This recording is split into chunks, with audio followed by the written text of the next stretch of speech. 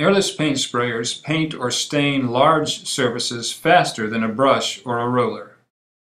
Airless paint sprayers. Paint sprayers are offered on both cart and stand and in different motor configurations. An airless paint sprayer consists of a motor, pump, high-pressure hose, spray gun, and spray tip. The sprayer runs on 120 or 230-volt circuits depending on model. The motor builds pressure in the pump. The pressure then atomizes the paint as it is released through a spray gun. Sprayers put out a maximum pressure of about 3,000 psi. The spray gun facilitates the release of this pressure. It is extremely important to spray away from your body. There is an injection hazard if the paint enters your body. If this happens, it is poisonous and you must see a doctor immediately. Use these machines with respect and do not aim towards your skin or any other person or animal. Assembly. First, open the packaging, check contents, and then remove all of the parts. Tilt the box and roll the main unit out gently. The tools needed for assembly are 3/4 or 5/8 inch wrench or 2 adjustable wrenches. If sprayer is on a cart, install handle in position and tighten knobs. Next, attach the high-pressure hose to the pump. Be sure to tighten with a 3/4 inch wrench.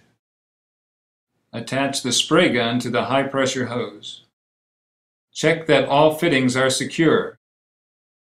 Take note of the spray tip on the spray gun. Rotate the arrow forward for regular spraying or reverse the direction for cleaning or to free blockages. Now moving on to preparation. Remove inlet valve cap and with your smallest finger push the inlet valve stem until it moves freely. Push the outlet prime button 3 times to ensure the outlet valve is moving freely. Attach the suction assembly and bypass tube securely to the unit. Notice that the prime spray control knob can be turned to either prime or spray modes. The pressure knob can be turned clockwise for higher pressure or counterclockwise for lower pressure. The on-off switch is located on the opposite side of the unit. It is important to flush the system prior to first use. To do so, run a cleaning solvent through the pump. If the unit is building pressure properly, the pump should produce a knocking sound like you hear now. This sound shows that the sprayer has reached hydraulic relief pressure. Paint. Place the suction assembly and bypass tube in a bucket of paint.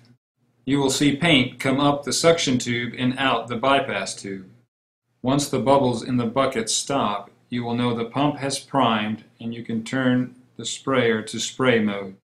Point the spray gun down the side of a bucket or wastebasket wall and spray to flush the hose of any water or solvents before painting.